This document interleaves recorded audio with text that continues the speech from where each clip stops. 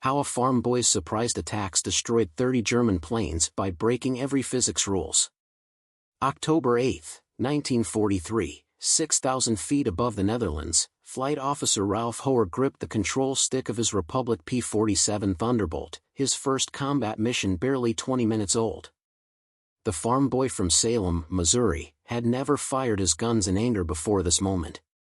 Yet through the oil-smeared windscreen, he watched a Messerschmitt Bf 109 tear into an American fighter with murderous precision. What happened next would violate every rule his commanders had drilled into him: break formation. Never pursue alone. Protect your leader at all costs. But something in Ralph Hoer, something forged in Missouri wheat fields and Chicago boxing rings, rejected those calculations entirely. He broke hard left, dove away from his flight, and went hunting. The gun camera footage reviewed that evening at Royal Air Force Debden would stun veteran pilots who had flown dozens of missions without ever firing their weapons. A Messerschmitt Bf 109 filled the frame at point-blank range, absorbing punishment from 8.50 caliber machine guns. The German fighter rolled, dove, and disintegrated.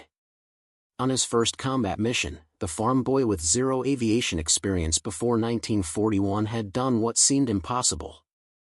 He had scored a kill. But that moment was merely the beginning. Over the next 9 months, Ralph Hoer would destroy 30 German aircraft through tactics so reckless, so undisciplined, so successful that his commanders debated daily whether to ground him or promote him. The mathematics of his aerial warfare defied every doctrine. The boy who joined the Royal Canadian Air Force on a whim would become the 20th highest-scoring ace in the 8th Air Force. He would also become the second highest-scoring pilot killed in action. His story reveals a truth the military establishment rarely acknowledges: sometimes the greatest warriors succeed not despite breaking every rule, but because they break every rule. June 22, 1921. A farm near Salem, Missouri. Ralph Hoer entered a world where aviation remained a distant fantasy for rural Americans. His father worked in a region where automobiles themselves were still novelties. The boy who would one day fly the most advanced fighter aircraft in the world grew up without electricity in many farm homes, without indoor plumbing, without any suggestion that the sky would become his domain. When Ralph was 4 years old, his father died, his mother remarried, and the boy took his stepfather's surname, Hoer. The name would eventually appear in combat reports, intelligence debriefs, and memorial services across England. But in 1925, it was simply the name of a Missouri farm boy learning to work the land, fix machinery, and survive the Depression. Athletics saved him from the grinding poverty that consumed rural Missouri in the 1930s. He won a trophy in the Golden Gloves boxing tournament in the light heavyweight division in 1940. He played semi-professional football in Chicago leagues. His physical coordination, his reflexes, his willingness to absorb punishment and keep fighting, all developed in rings and fields rather than classrooms. The aggression that would later terrify German pilots was honed against opponents at Trafton's gym in Chicago, where the family eventually relocated. He even boxed professionally for a time under the name Hallbrook, sparring with the legendary Billy Conn. By 1940, Ralph Hoer had abandoned any pretense of formal education. He enrolled briefly in junior college, showing some interest in commercial art, but the structured environment suffocated him. He returned to Missouri, taking a civilian job at Fort Leonard Wood. His plans, such as they were, involved heading to California to pursue prizefighting professionally. Aviation never entered his calculations. The transformation from aimless drifter to combat pilot happened entirely by accident. In the fall of 1941, Hoer struck north to Detroit, Michigan. He had contracted to deliver a new 1942 Hudson automobile from the factory to a purchaser on the West Coast in exchange for travel expenses. While awaiting the vehicle's availability, he took a day trip across the Detroit River to Windsor, Ontario. An immigration official, assuming the young American had crossed the border specifically to enlist, directed him to a Royal Canadian Air Force recruiting office. Hoer had never considered flying. He had never been inside an aircraft. He had no technical education, no navigation skills, no understanding of aerodynamics or ballistics.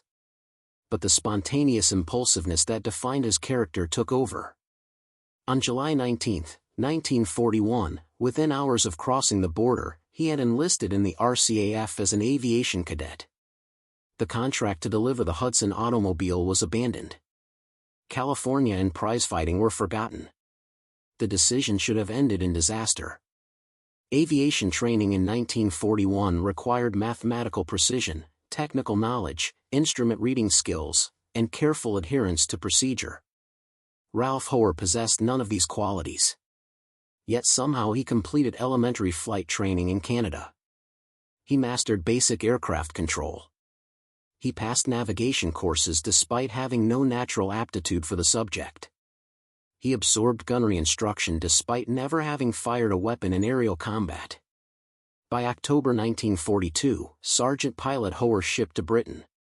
The RCAF posted him for additional training rather than combat operations. Months passed. The war intensified across Europe and North Africa. American forces entered the conflict after Pearl Harbor. Yet Hoer remained in training units, watching the war from the sidelines, growing increasingly frustrated. In June 1943, an opportunity emerged. The United States Army Air Forces began accepting transfers from Americans serving in the RCAF. With his flight hours and training, Hoer qualified for immediate assignment to a combat unit. On June 11, 1943, the transfer changed his status from sergeant pilot to flight officer, a unique rank created for non-commissioned pilots. More importantly, it put him on the path to combat. But first came more training. The Army Air Forces required proficiency in the Republic P-47 Thunderbolt, a massive fighter aircraft weighing 5 tons empty, powered by an 18-cylinder radial engine producing 2,000 horsepower. The P-47 was not forgiving to careless pilots. Its weight and power demanded respect, precision, and skill. Hoer approached it with characteristic disregard for conventional wisdom. September 1943. RAF Station Debden, Essex.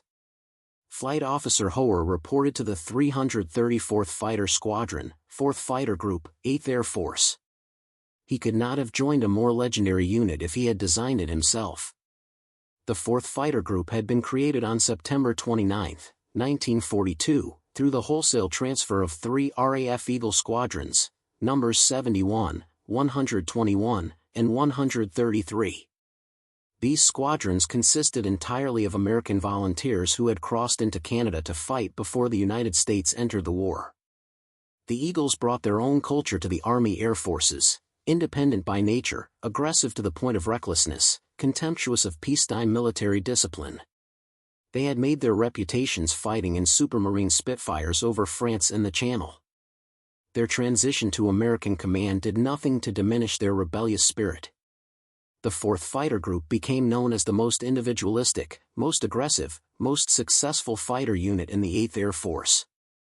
Into this environment walked Ralph Hoer, bringing his own unique brand of chaos. With his markedly long brown hair violating every grooming standard, his bright blue football jersey bearing the number 78 in orange, his gold snake ring worn on his left hand, he looked more like a college athlete than a military pilot.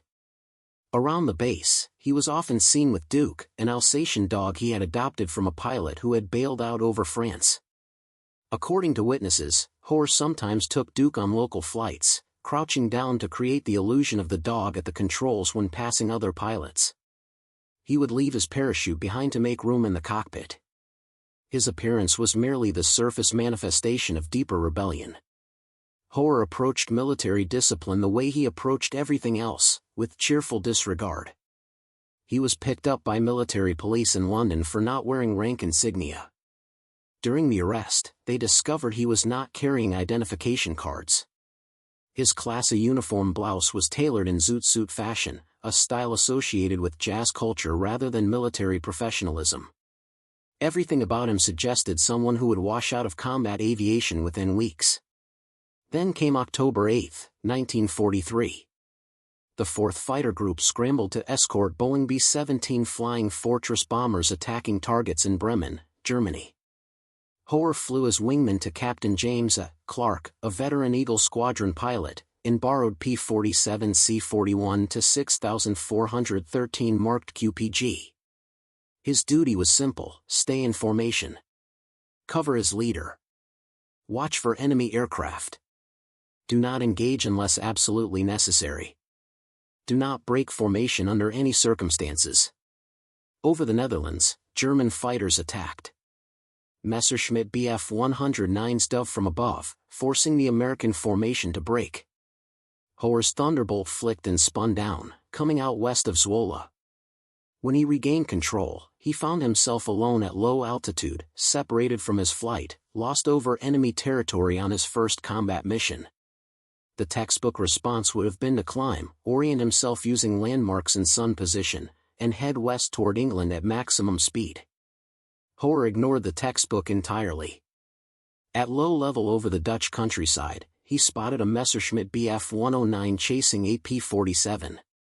Smoke poured from the American fighter as the German pilot pressed his attack. The P-47 turned right and dove from 1,000 feet, clearly doomed. Hoer reacted on instinct rather than training. He closed on the Messerschmitt at full throttle, accelerating to attack speed. The Messerschmitt Bf 109 pilot, focused entirely on his victim, never saw the threat behind him. At 100 yards, Hoer opened fire. 8.50 caliber machine guns converged on the German fighter. Strikes and flashes erupted along the fuselage. Oil sprayed back, coating Hoer's windscreen. The Messerschmitt Bf 109 rolled over and dove straight down. Hoer had to shove his control stick forward violently to avoid ramming the enemy aircraft. By the time he pulled out of the dive, oil completely obscured his forward vision. He headed west toward the coast at 300 feet, effectively blind. His adventure still was not over. Half a mile offshore, a small German patrol vessel opened fire. Hoer, with no clear forward vision and low on ammunition, took several short bursts at it before turning for England. He landed at Debden hours later, one of the last aircraft to return. Ground crew immediately noticed something unusual: the protective tape placed by armorers over clean gun muzzles was broken. The new pilot had fired his weapons on his first mission, a rare occurrence.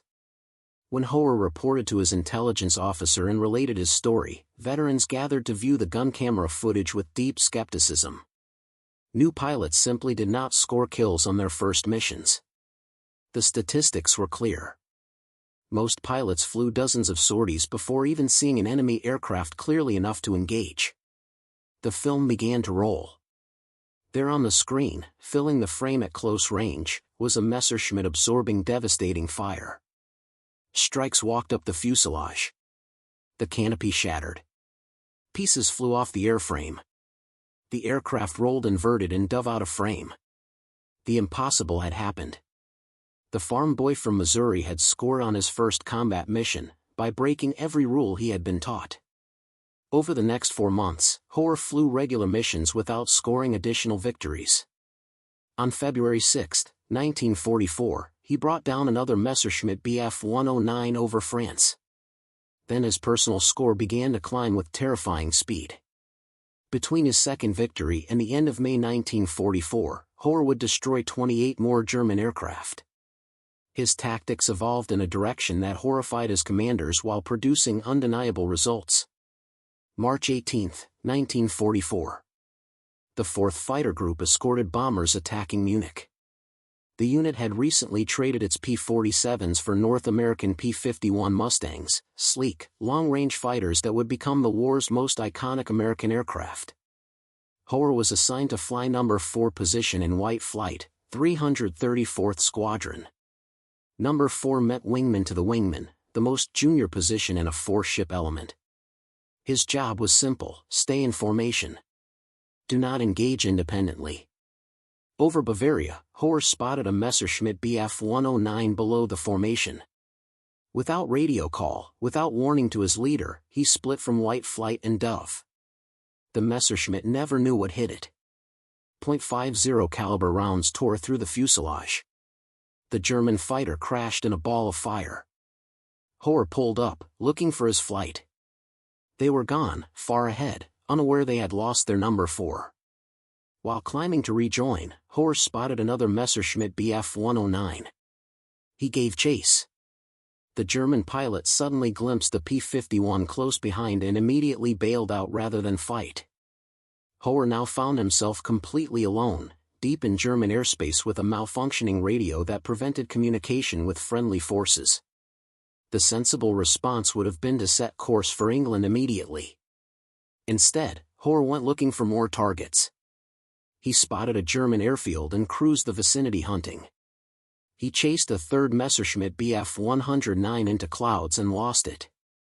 Disappointed but undeterred, he decided to head for Munich, the original target area, hoping to find his flight.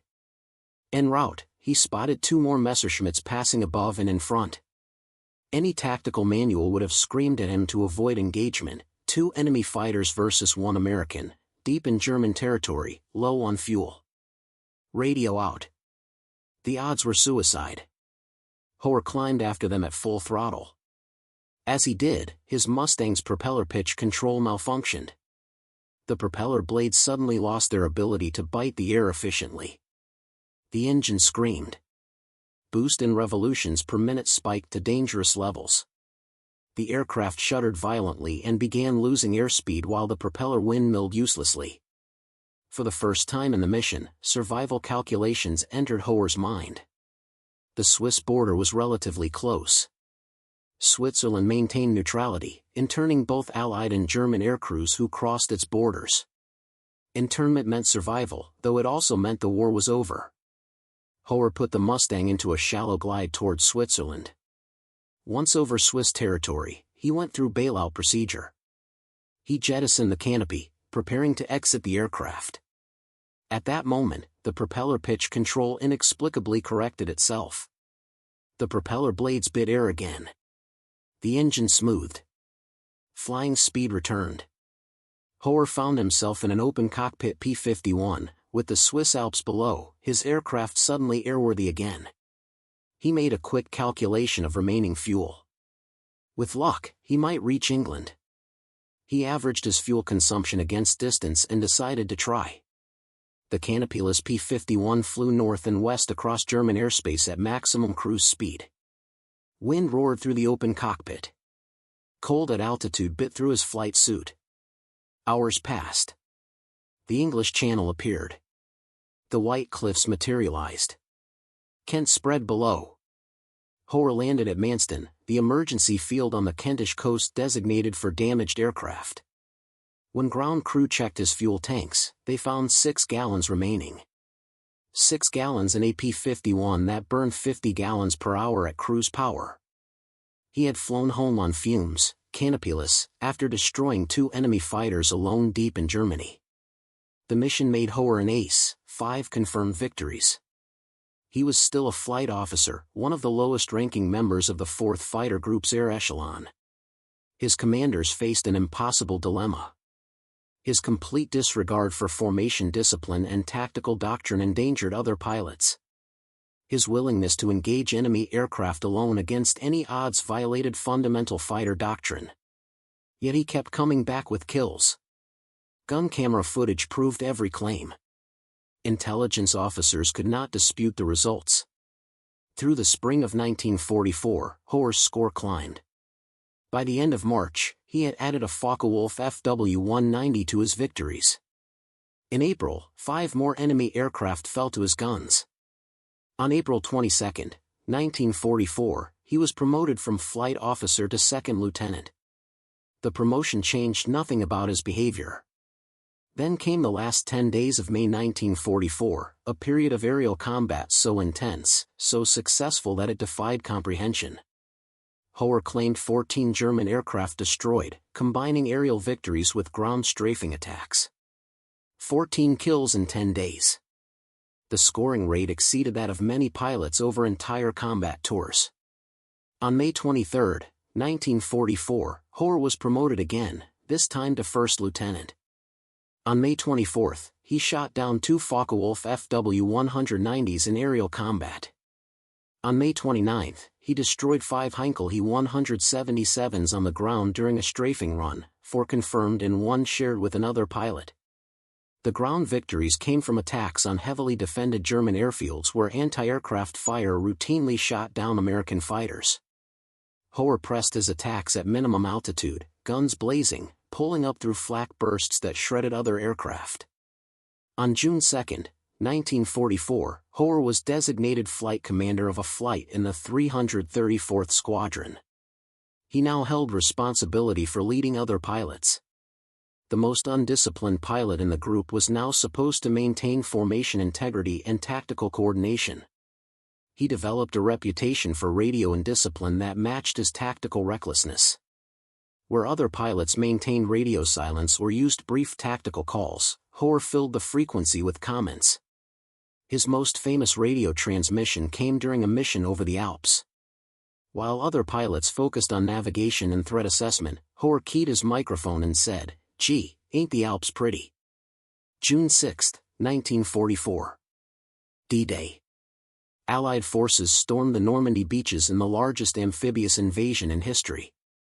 The 4th Fighter Group flew multiple sorties over the invasion area, protecting bombers and strafing German positions. On his second sortie that evening, Hoer's blue flight from 334 Squadron caught a German road convoy in Normandy and began strafing runs. They never saw the Luftwaffe fighters above them.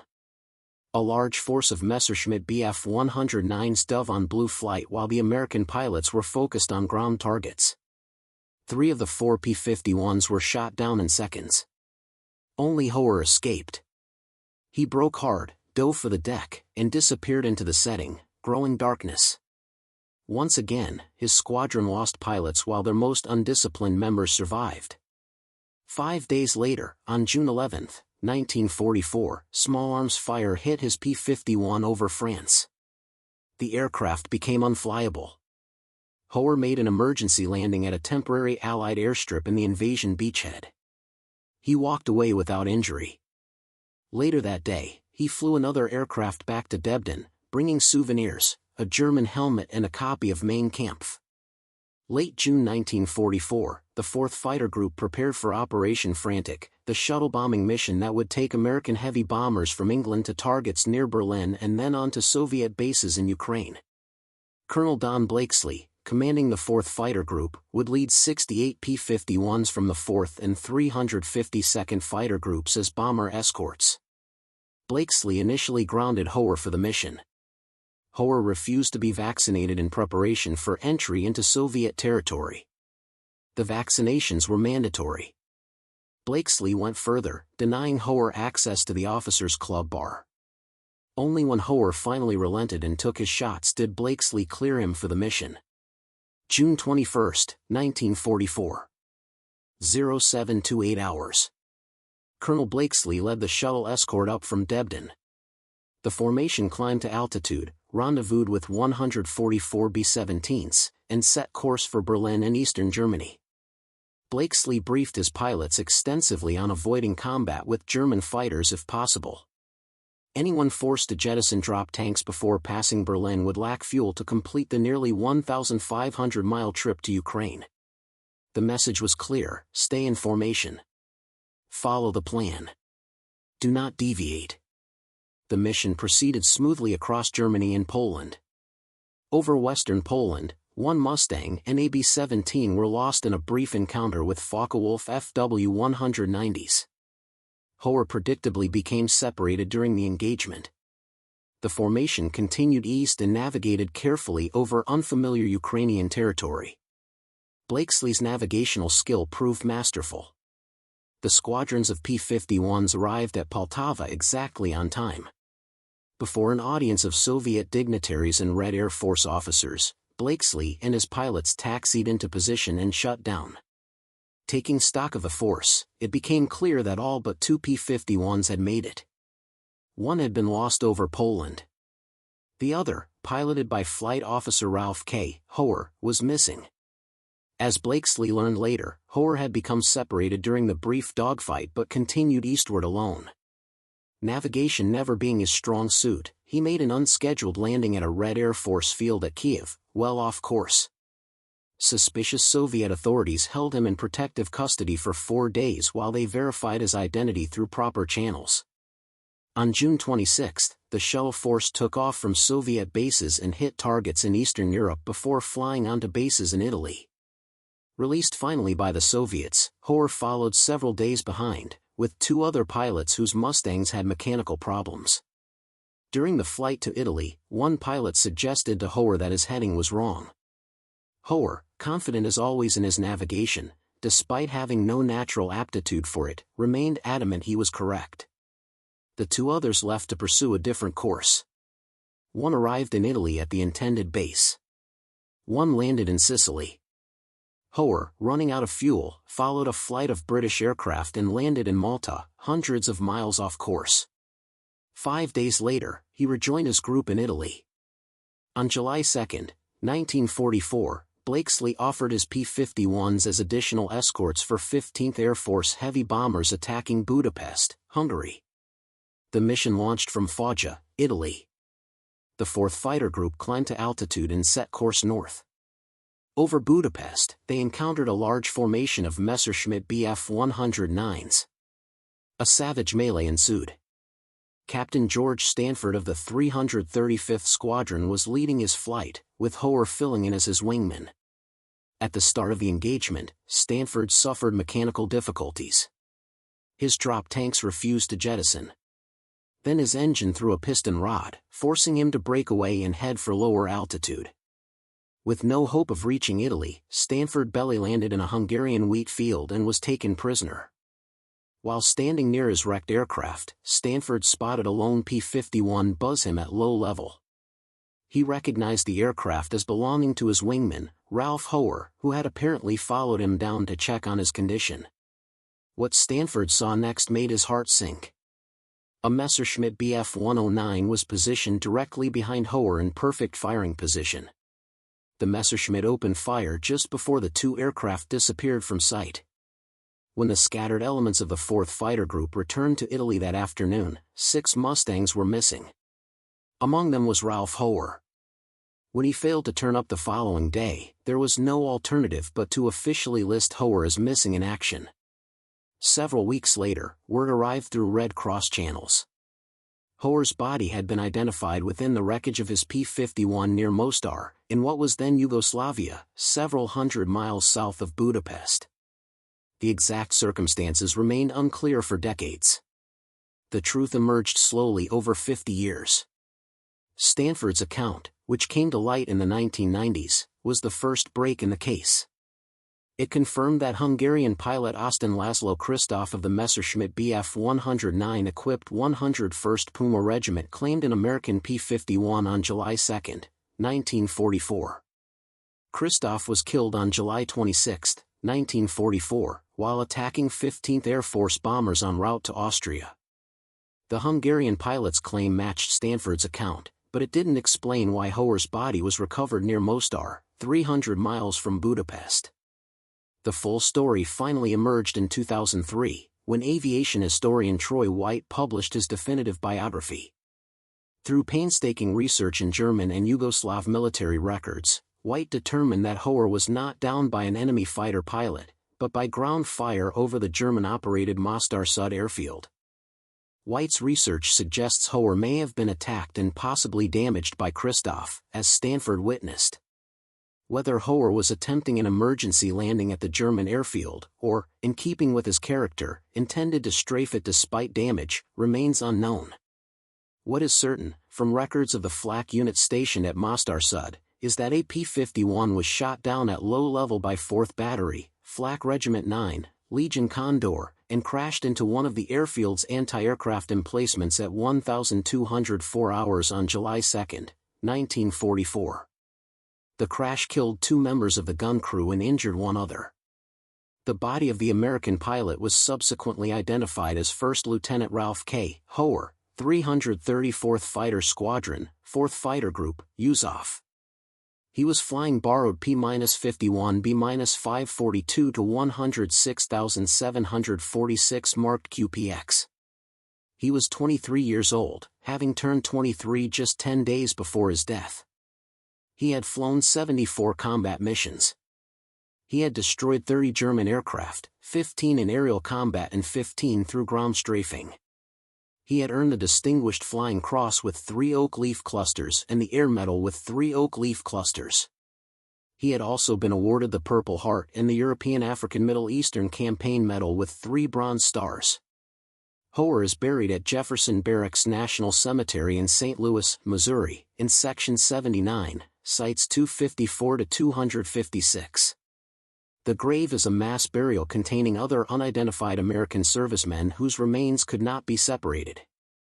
He was the 20th highest scoring ace in the 8th Air Force. He was the second highest scoring 8th Air Force pilot killed in action.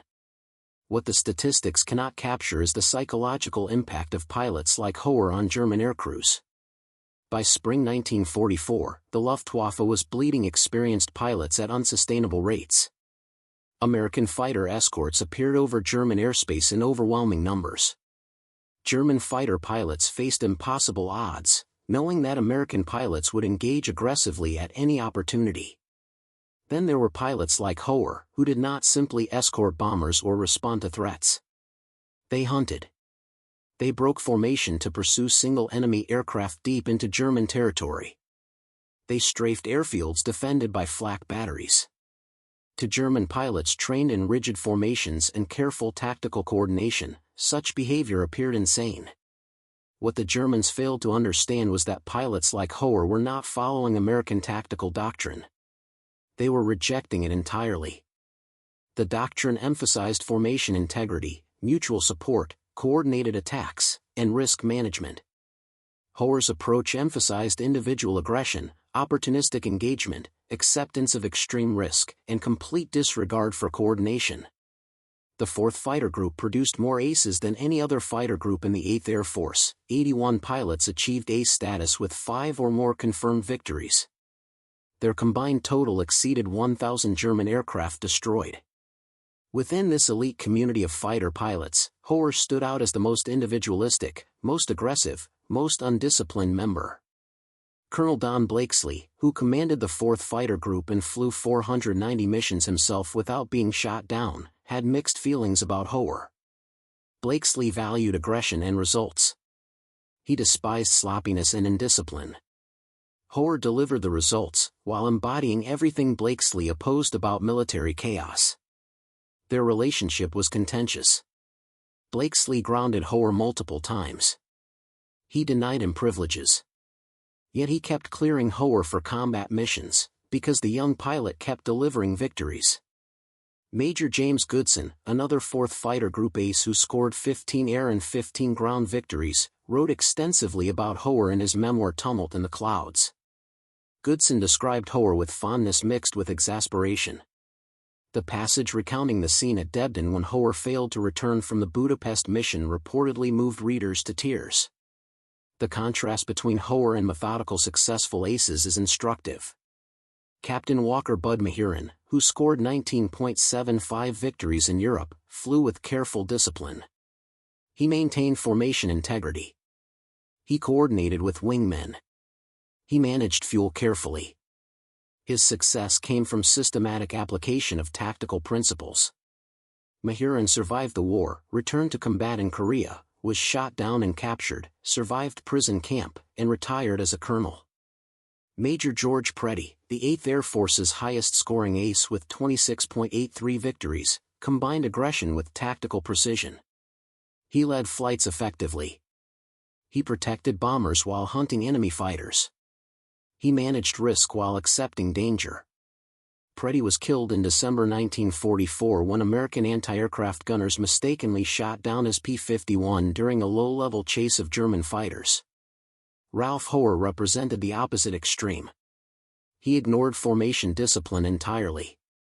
He separated from flights intentionally to hunt alone.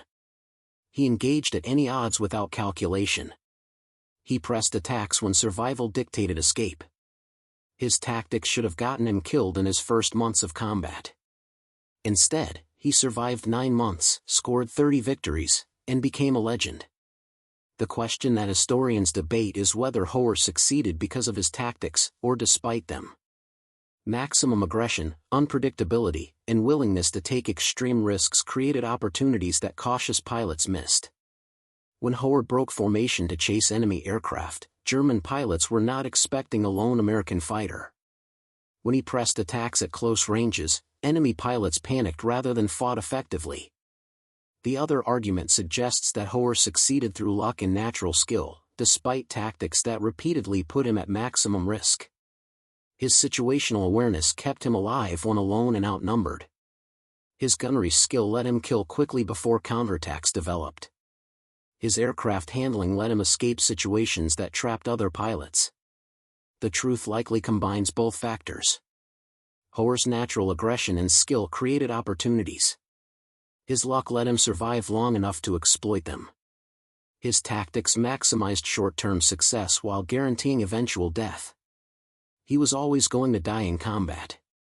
The only question was how many enemy aircraft he would destroy first. For his squadron mates, Hoer's death carried complex emotions, relief that they no longer had to explain his absences to angry commanders, mixed with grief at losing a friend and respect for his achievements. The young pilot who wore football jerseys and snake rings, who flew with his dog Duke on local flights, who commented on alpine scenery during combat missions, was gone. American war correspondents had lionized Hoer in the months before his death. Virginia Irwin's extensive profile for the St. Louis Post-Dispatch in June 1944 captured his personality in detail. She described a young man uncomfortable with hero worship but aware of his own success. When she asked about being celebrated for liberating conquered peoples, Hoer replied he would go beet red from embarrassment. When asked about his success as a fighter pilot, he called it just one of those things. After his death, tributes appeared in newspapers across Missouri. The local boy who had drifted through Depression-era jobs, who joined the Canadian Air Force on a whim, who flew 74 combat missions while violating every rule, became a symbol of American fighting spirit. In the decades after the war, Hoer's legend grew. Aviation historians researching 4th Fighter Group records found his story repeatedly. His gun camera footage survived in archives. His after-action reports revealed a pilot who engaged enemy aircraft with shocking frequency. His personnel file documented constant disciplinary issues alongside exceptional combat results. He became a case study in the tension between military discipline and combat effectiveness. Modern fighter pilots studying historical aces inevitably encounter Hoer. His story generates debate in every fighter squadron ready room where it is discussed. Some pilots see him as an inspiration, proof that aggression and individual initiative can overcome doctrine. Others see him as a cautionary tale, a skilled pilot whose indiscipline ensured early death. Both interpretations are valid. The broader lesson of Hoer's story concerns the nature of warfare itself. Military organizations exist to coordinate large-scale violence through systematic application of doctrine. Success depends on coordination, mutual support, and adherence to plans. But warfare also rewards individual initiative, aggression, and willingness to exploit fleeting opportunities. Ralph Hoer existed at the extreme edge of tolerable individualism. His commanders let him operate because he produced results. Had he flown in a unit with less aggressive traditions, he would have been grounded permanently. The 4th Fighter Group provided exactly the right environment for Hoer to thrive, a unit aggressive enough to appreciate his kills, but disciplined enough to function despite his presence. The 30 victories he scored came at a cost beyond his own death. Other pilots died covering for his absences. Formations weakened when he broke away. Missions became more dangerous. His commanders spent hours managing the chaos he created. From a purely mathematical perspective, each German aircraft destroyed represented one less threat to American bombers. By mid-1944, Germany could not replace losses in either aircraft or trained pilots. Every kill mattered. From a systemic perspective, if every pilot in the 4th Fighter Group had operated like Hoer, the unit would have ceased to function. Formation escorts would have disintegrated. Bombers would have gone unprotected. Casualties would have soared. The success of aggressive individual pilots depended on the majority of pilots flying disciplined formations.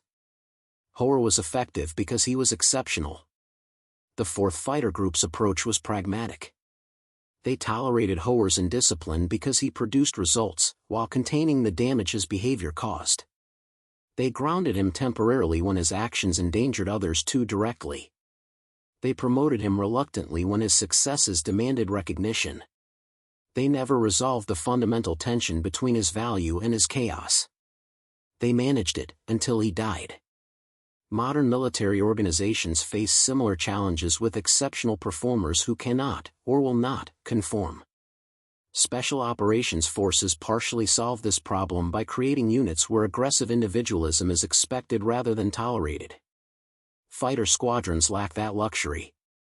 They must maintain discipline while exploiting individual talent.